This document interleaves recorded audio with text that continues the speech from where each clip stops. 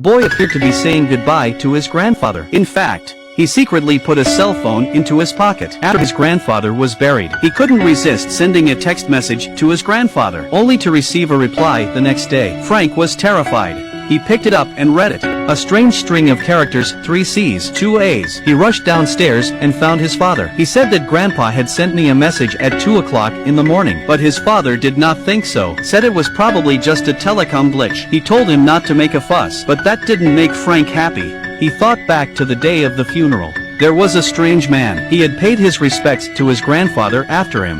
Could he have taken the phone? To verify his suspicions, Xiao Lian immediately rode his bike to the cemetery. She called her grandfather's number. Then she got down on the ground and listened carefully. The familiar ringing sound came from the ground. This means that the phone is still in the coffin. What the hell is going on here? Frank did not dare to think further. He could only comfort himself by saying, maybe it's just a text message string, but who knows? An even bigger scare was waiting for him. A few days later, the school organizes a dance. Frank was pulled into a corner by the school bully and demanded protection money.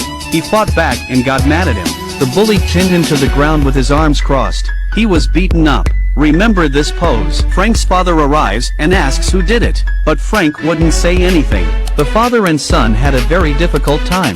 The depressed Frank remembered the old days, the good old days when the two of them talked to each other. So he sent a big voice to his grandfather's cell phone. He sent a large voice message. It turned out that he didn't want to testify against the school bully because he was afraid of more fierce revenge, unless he could be made to disappear completely. I thought I was just complaining, but the person who said it didn't mean it. And the person who heard it meant it. Early the next morning, he received a message from a classmate that the school bully was dead.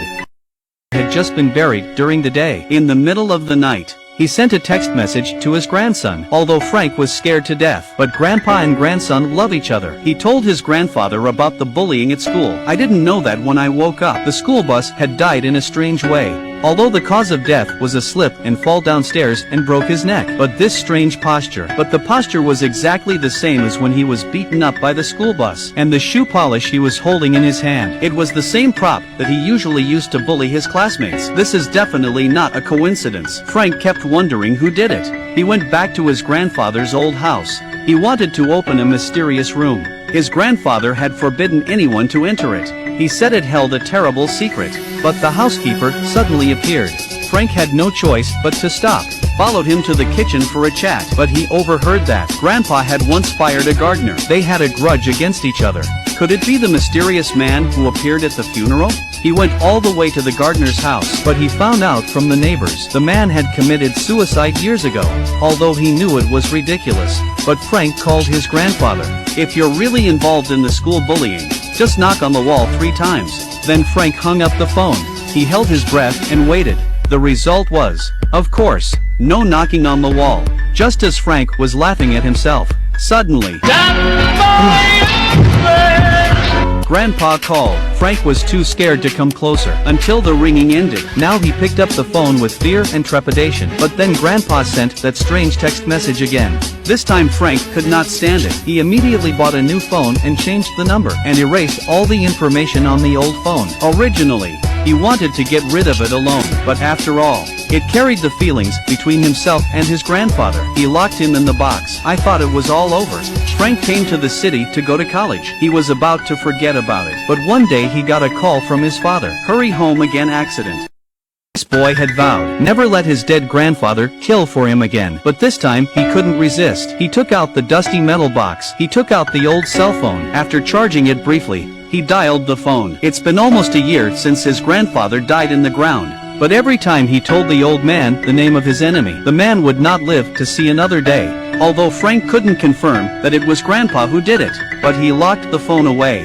He didn't dare to try it again. But this time, he just couldn't stand it anymore. It turns out that a few days ago, his beloved class teacher died in a car accident. and the rich kid who did the DUI. But he was only looking forward to 3 months of sobriety in a sanatorium. So in a fit of rage, told his grandfather underground, "I hope the bad guy will be punished." He didn't take it seriously. He just took it as an outlet for his emotions. But the next day, when he saw the news of the accidental death of the perpetrator, he couldn't sit still any longer. He went straight to the nursing home where the accident happened. After bribing the nursing staff, he got the first-hand information. It turned out that the rich kid swallowed half a bar of soap and choked himself to death. He also left a suicide note at the scene. Frank rushed to ask about the brand of soap and the contents of the suicide note. At once the whole person is not good. It turned out that this brand of soap is the class teacher loved to use before the death, and the suicide note was signed, was also the teacher's favorite poem. Did Grandpa really do it?